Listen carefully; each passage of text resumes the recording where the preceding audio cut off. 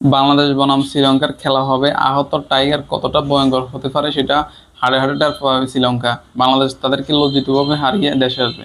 মানে শান্ত এটাই বলতেছে যে আমরা আগামীতে WTCর ফাইনাল ম্যাচ খেলবো। এটাই স্বপ্ন তো দেখা তো আর দোষ না। তো শান্ত এটাই স্বপ্ন দেখতেছে। মানে জিম্বাবুয়ের সাথে যে দল টেস্ট ম্যাচ হারে সে দল নাকি শ্রীলঙ্কাকে হারাবে। তো আমরা আশাবাদী, আসলে বাংলাদেশ প্রতিবারই ম্যাচ হলে আমরা আশা করি যে বাংলাদেশ হারিয়ে দিবে। এবারও আশা করতেছি যে শ্রীলঙ্কাকে দুটি টেস্ট ম্যাচ লজ্জিতভাবে হারিয়ে দেশে ফিরবে ট্রফি নিয়ে।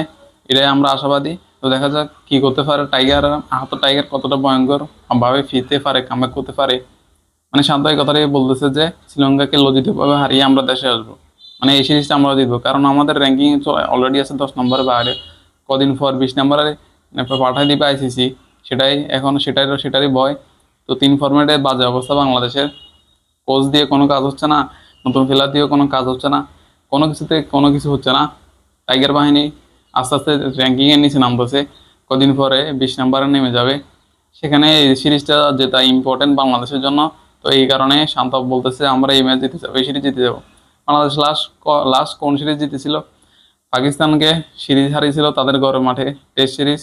সেটা হারিয়ে দেশে আসছিল। এরপরে বাংলাদেশের যে ম্যাচ জেতার, টেস্ট ম্যাচ জেতার আর কোনো নামগন্ধ নাই।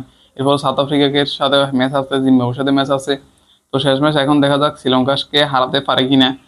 কিন্তু এটা আসলে মনে হয় না, যে দল জিম্বাবুয়ের সাথে ঘরের মাঠে সিরিজ হারে সে দল নাকি শ্রীলঙ্কাকে হারাবে। এটা কি আসলে আশা করা যায়? এটা আশা করাটাই এক প্রকার পাপ। কিন্তু কি করার, আমরা আসলে প্রতিবার খেলা হলে আস্তে আস্তে সেজে গুজে রেডি হয়ে যায় বাংলাদেশের খেলা দেখার জন্য। এটা আমাদের আমাদের স্বভাব। এটা আমরা আসলে ঠিক হব না। আমরা বাংলাদেশের টাইগার বাহিনীদের খেলা এরপরও দেখব। কারণ আসলে অনেকে বলে ফুটবল ফুটবল বাংলাদেশের এখন ফুটবল দেখে সবাই ক্রিকেট আর দেখবে না, ক্রিকেট থেকে সবাই মুখ ফিরিয়ে নিছে। আসলে কথাটা ভুল।